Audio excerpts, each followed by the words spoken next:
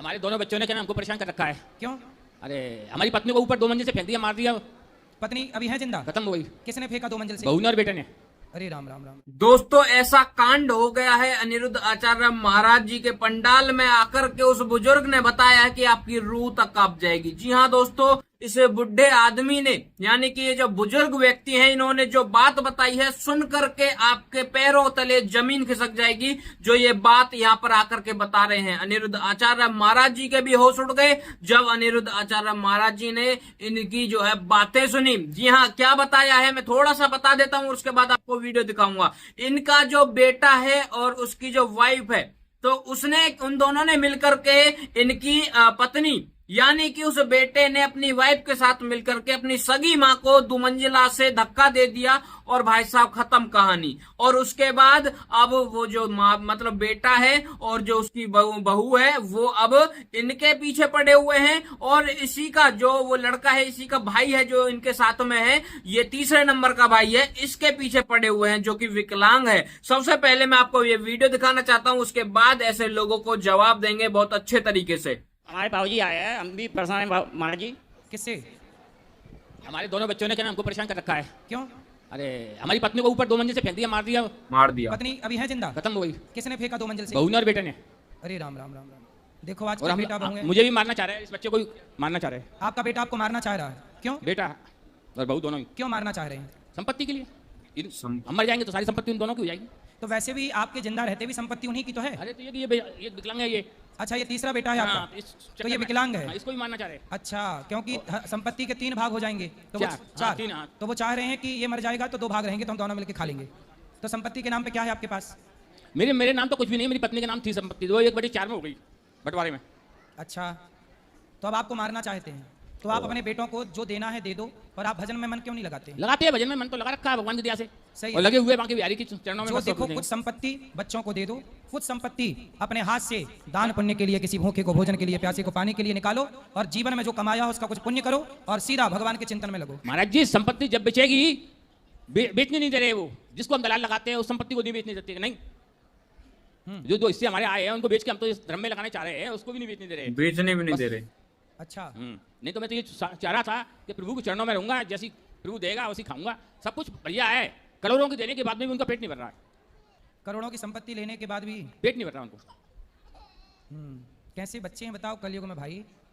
ये घोर कलयुग नहीं चालू हो गया अब, जहाँ बच्चे अपने माँ बाप को मारने लग गए, बिल्कुल। भाई को मारने लग गए। जिस देश में भरत जी ने सत्ता छोड़ दी अपने भाई के लिए, उसी देश में आज का भाई अपने बाप को इसलिए मारे जा रहा है कि संपत्ति हमें मिल जाए। एक आश्रम में कोई कमरे की व्यवस्था हुआ तो बता दो, जिससे कहना जो भी नहीं चार्ज होगा जो देंगे महाराज। नहीं, चार्ज की बात नहीं है। आप अपने बेटों को हमारे पास लाओ, हम समझाएं, उनसे बात करें। 12 महीने में बोलना, चाय पिलाना, कहना, राम राम करना। तो आपको कुछ नहीं। भोजन कौन देता है? भोजन के लिए आधा पोर्शन, एक मकान में रह रहे हैं हम, आधा पोर्शन दे दिया उन्होंने, जिसमें हम दोनों बाप बेटे रहते हैं। बनाने वाली आ जाती है, बना जाती है, खा लेते हैं।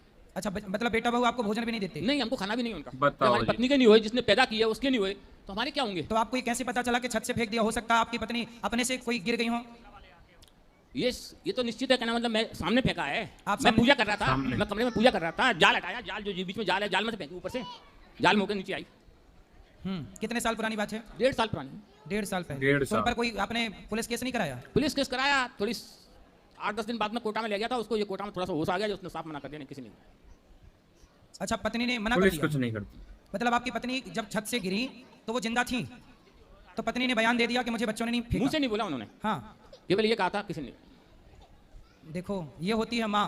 बच्चों पे मरने मतलब माँ मर रही है, बच्चों ने छत से फेंक दिया, पर मरते मरते उस माँ की ममता देखो कि वो चाहती कि मेरे बच्चे जेल ना जाए, उन पे कोई संकट ना आए, चलो फेंक दिया तो फेंक दिया। सर 6 महीने वो तक मर गई पर अपने बच्चों को फंसने नहीं दिया। देखो ये होती है माँ। 6 महीने तक कहना कोटा पड़े रहे, ना बहू गई दोनों, ना बेटा गए दोनों देखने के लिए। इस बच्चे ने लेटरिन धोई, मैंने धोई। जो संपत्ति मेरे ससुराल वालों ने कहना कुछ मदद कर दी उस समय पे, मैंने उनका पैसा भी पहुंचा दिया, ऐसी बात नहीं है। परंतु बेटा बहू कोई नहीं आया।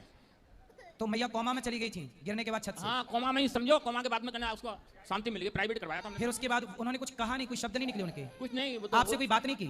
आपसे कोई बात नहीं की? वो बात हुई क्या है? तो क्या पत्नी ने बोला आपसे कि मुझे कैसे? बच्चों ने धक्का मारा है? वो तो मेरे सामने की बात है, जाल हटा के जाल में होकर फेंकी है। 40-50 किलो का जाल लगा हुआ है इस पे, जी। 3x3 का, उसके अंदर होकर फेंकी वो। तो फिर पत्नी ने स्वीकार कर लिया कि चलो बच्चों को जेल ना हो, इसीलिए नाम नहीं लिया? ऐसी है? मेरी पत्नी तो बहुत दयालु थी। रात के 12 बजे कोई भी अतिथि पहुंच जाता था, कभी ये नहीं कहती थी कि मैं भोजन नहीं बनाऊंगा, नहीं भोजन बनाऊंगी भी। वो तो कुछ हुआ, चलिए कुछ हुआ व्यवस्था तो बता दो। भगवान सब ठीक करें। ठीक है, आप बात कर लीजिए ऊपर, चिंता ना करिए। यदि आप जरूरतमंद हैं तो जरूर आपकी सेवा ये दास अनिरुद्ध करेगा। आप खुश रहिए।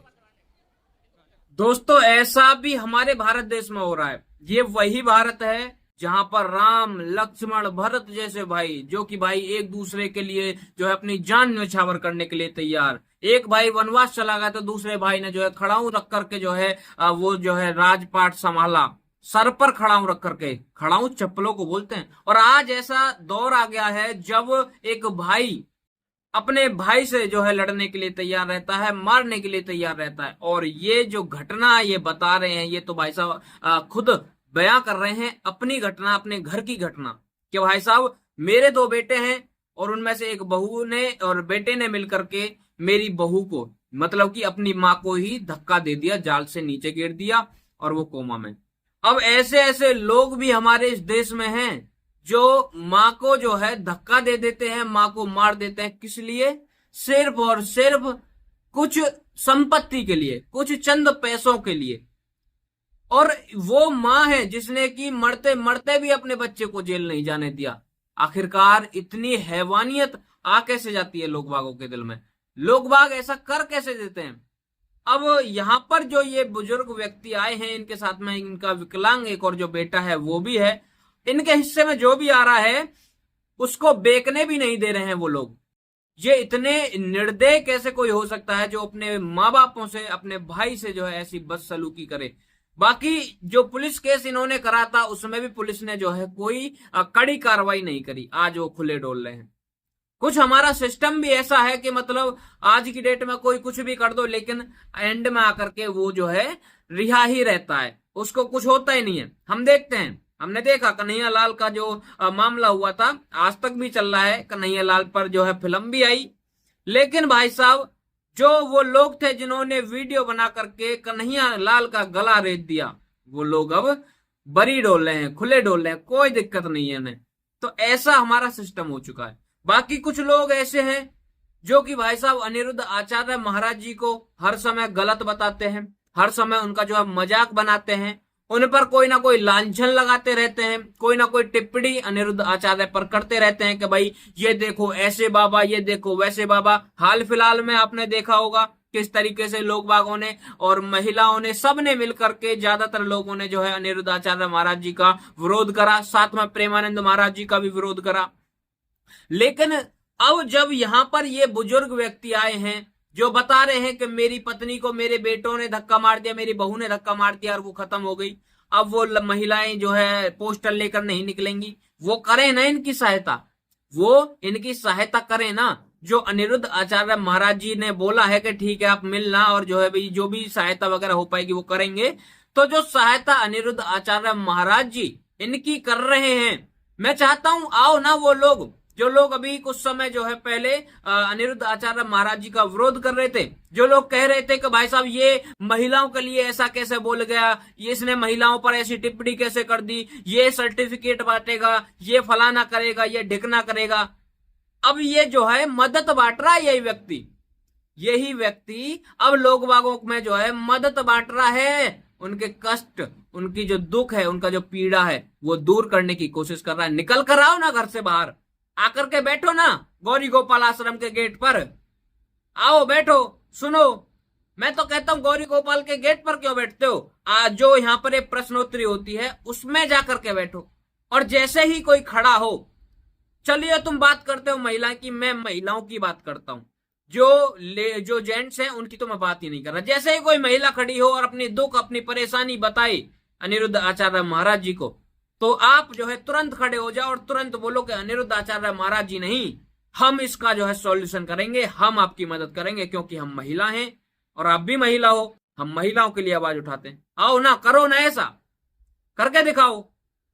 बहुत आसान होता है विरोध कर देना, लेकिन सहायता हर किसी के बस की बात नहीं है, जो कि अनिरुद्ध आचार्य महाराज जी आज कर रहे हैं। बाकी दोस्तों आप सभी का क्या कहना है इस चीज को लेकर के जरूर बताना। और जो ये बुजुर्ग व्यक्ति आए हैं इनको इंसाफ मिलना चाहिए।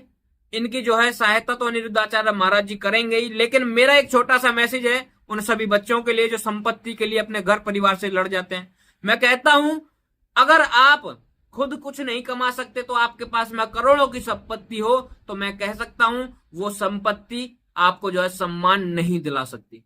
आपको जो है वो मुंह पर कोई लोग आकर के जरूर जो है चार बातें कह जाएंगे कि बहुत अच्छा है, फलाना है, डिकना है, बहुत पैसे वाला है, चार तारीफ तुम्हारी कर देंगे तुम्हारे मुंह पर, लेकिन आपके पीठ पीछे एक ही बात बोलेंगे कि बाप के पैसे पर मजे ले रहा है, खुद आज तक कुछ नहीं करा।